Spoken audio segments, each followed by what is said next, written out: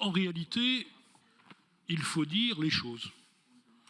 Le gouvernement de M. Bayrou, qui comprend peu de partisans au sein de cette Assemblée, a décidé en urgence que le problème primordial de notre pays, c'était de réformer le mode de scrutin à moins d'un an de la ville de Paris, de Lyon et de Marseille.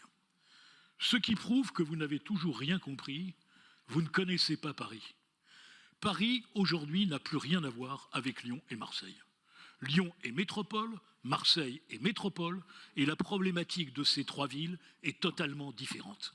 Et si vous connaissiez Paris, et si vous aimiez Paris, vous auriez réfléchi à ce caractère unique de notre ville, capitale de la France.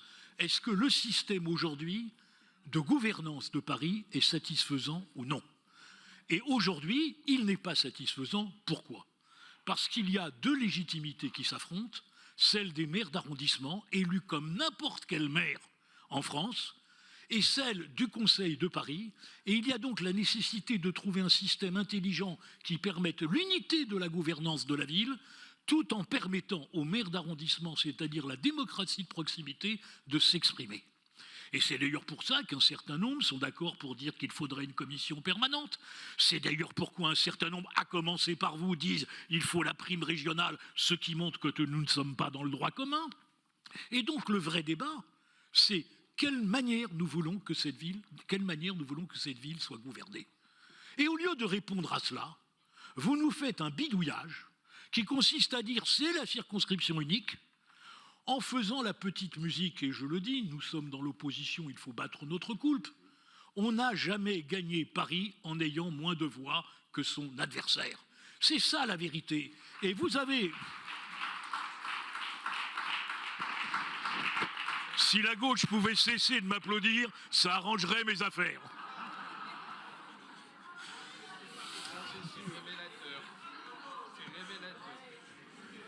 Et vous avez déjà été applaudi au Sénat par la gauche. Oui, mais il ne faudrait pas que ça devienne une habitude. Faut pas que ça... Non, Madame la maire. C'est vrai. Non, mais j'en reviens, excusez-moi, mais c'est une discussion grave et sérieuse.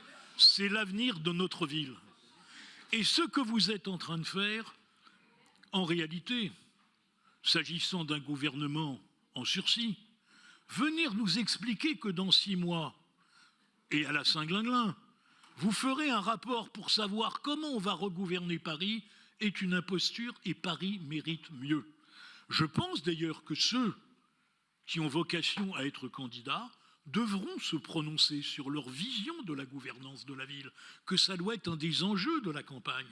Mais aujourd'hui, Monsieur Alphonse, si vous pouviez cesser de souffler derrière moi, ça serait plus agréable. Je n'ai pas besoin de souffleur. Une fois que c'est pas moi qui le dis. Ah, c'est Monsieur Lecoq. Ah. Non, il y avait Monsieur Alphand aussi, je vois. Excusez-moi, je n'ai pas des yeux derrière la tête, donc j'entends des voix qui ne sont pas toujours reconnaissables. Mais non, c'est un vrai sujet, la gouvernance de Paris. Et là, aujourd'hui, maintenant, j'en viens au problème démocratique que ça pose. L'élection aura lieu dans moins d'1 an.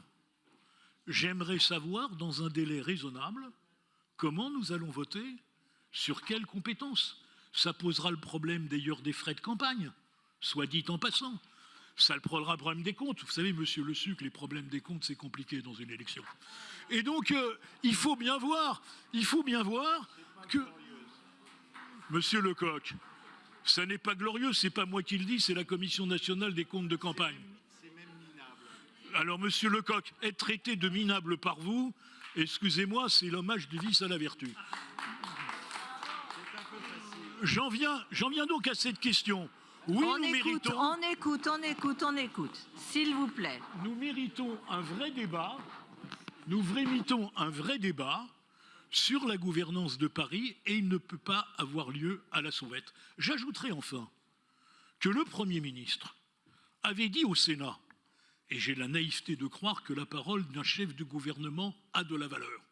En tout cas, c'est comme ça que je conçois la politique. Il a dit que cette réforme ne pouvait se faire que par consensus. Il n'y a pas aujourd'hui de consensus, d'ailleurs dans tous les camps. À gauche, certains, on a rappelé M. Payan. M. Payan est pour cette réforme. Des socialistes ne sont contre cette réforme. À Lyon, on est aussi divisé. à Paris, on est aussi divisé.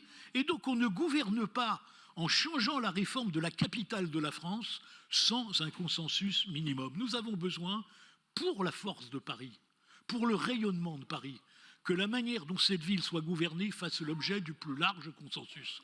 Or, il n'y a pas de consensus et le Premier ministre devrait en tenir compte. Je vous remercie, Monsieur Lecoq, d'être l'excellent chronométreur de mes interventions.